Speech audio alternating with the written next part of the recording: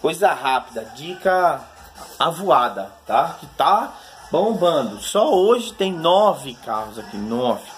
Estamos desesperados, tá bom? Correndo pra cá. Uno então é mato. Tá caindo um do céu aqui. Bombou um vídeo aí.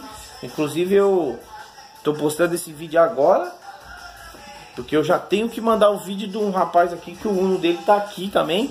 Eu já acertei, pedi as peças, encomendei as pecinhas, tô esperando, tá ali fora, estacionado, tô esperando as pecinhas chegar para arrepiar, para ver se eu entrego hoje à tarde ainda, mais tardar na sexta cedo, né? Mas eu ainda preciso mandar um vídeo para ele, só que eu tirei o chip do celular, a minha esposa descarregou no computador, agora eu não consigo mandar o vídeo para ele. Eu vou esperar as peças chegar, que eu já gravo um vídeo, já mando e já mato a pau todo mundo, tá bom? Então se você estiver vendo, já seu vídeo tá na mão aí, fique em paz, tá? Só esperando as peças chegar. Enquanto isso nós arrepia outros bombas aqui.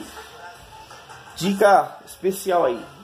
Gol, a linha Volkswagen, toda vez que você tiver calço de mola original do carro, essa borrachona aqui, ó, não usa mangueira, tá? Não põe mangueira, senhor, não põe mangueira. Olha o que acontece com o batente, olha como o bicho desemboca, olha o beiço que vira o negócio, entendeu? Já não é das melhores marcas, né? Já não é das melhores marcas do mundo, né? Veja.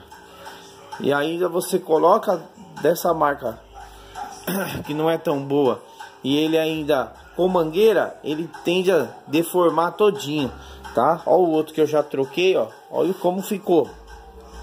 Ó. Como o bicho ficou.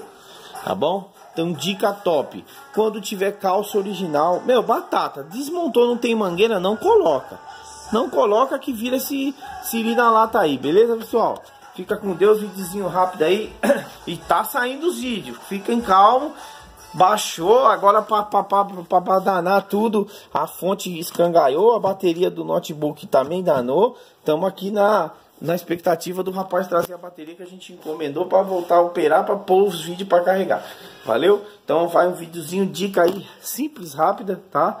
Não coloca mangueira em carro que uma vez desmontou, não tem mangueira, não coloca. E se tiver calça original de borracha assim, ó, também não coloca mangueira, beleza? Valeu, pessoal, fica com Deus, deforma todinho. Falou!